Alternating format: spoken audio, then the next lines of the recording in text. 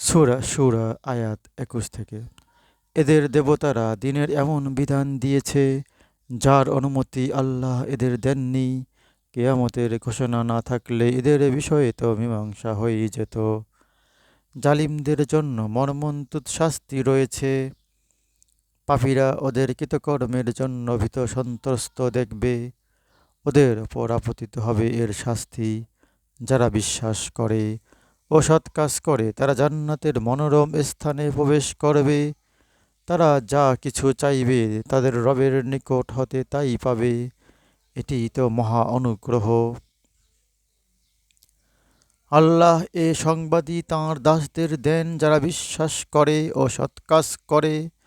বলো, আমি আমার আহ্বানের জন্য তোমাদের কাছে আত্মীয়ের সৌহার্দ্য ছাড়া অন্য কোনো প্রতিদান চাই না।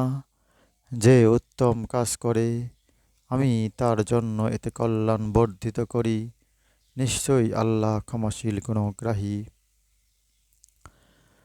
ওরা কি বলতে চায় যে মুহাম্মদ আল্লাহ সম্পর্কে মিথ্যা উদ্ভাবন করেছে? আল্লাহ ইচ্ছা করলে তোমার হৃদয়ে মোহর করে দিতেন। আল্লাহ মিথ্যাকে মুছে দেন এবং নিজ বাণী দ্বারা সত্যকে প্রতিষ্ঠিত করেন। তিনি অন্তরের কল্পনা সম্বন্ধেও পরিজ্ঞাত। তিনি তাঁর দাসদের অনুশোচনা গ্রহণ করেন এবং পাপ মোচন করেন, এবং তোমরা যা করো তিনি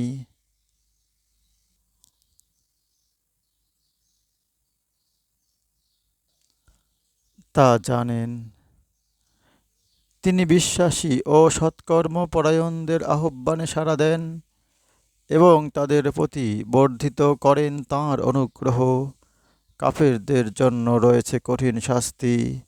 আল্লাহ তাঁর সকল বান্দাকে রিজিক প্রচুর দিলে তারা পৃথিবীতে বিপর্যয় সৃষ্টি করত, কিন্তু তিনি যে পরিমাণ ইচ্ছা সে পরিমাণে দিয়ে থাকেন। তিনি তাঁর বান্দাদের সম্যক জানেন এবং দেখেন। ওরা যখন হতাশাগ্রস্ত হয়ে পড়ে তখন তিনি বৃষ্টি প্রেরণ করেন এবং তাঁর করুণা বিস্তার করেন। তিনিই তো অভিভাবক প্রশংসার্হ।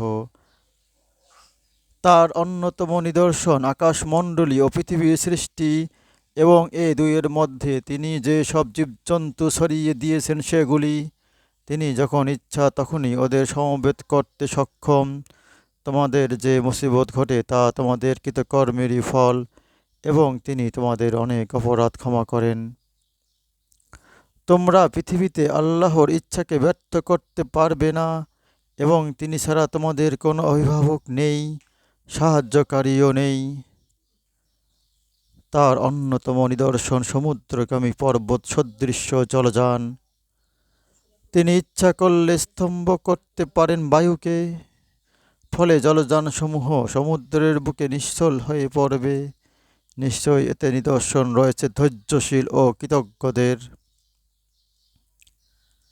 তিনি আরোহীদের কৃতকর্মের জন্য সেগুলিকে নিমজ্জিত করতে পারেন, অনেককে ক্ষমাও করেন, যাতে আল্লাহ নিদর্শন সম্পর্কে যারা বিতর্ক করে তারা জানতে পারে যে তাদের কোনো নিষ্কৃতি নেই।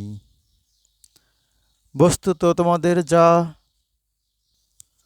কিছু দেয়া হয়েছে তা পার্থিব জীবনের ভোগ, কিন্তু আল্লাহর নিকট যা আছে তা উত্তম ও স্থায়ী। যারা বিশ্বাস করে ও তাদের রবের ওপর নির্ভর করে তাদের জন্য। সূরা সূরা আয়াত ২১ থেকে ৩৬। হে আল্লাহ পাক আমাদের কোরআন বুঝে পড়ার তৌফিক দান করুন। আমিন।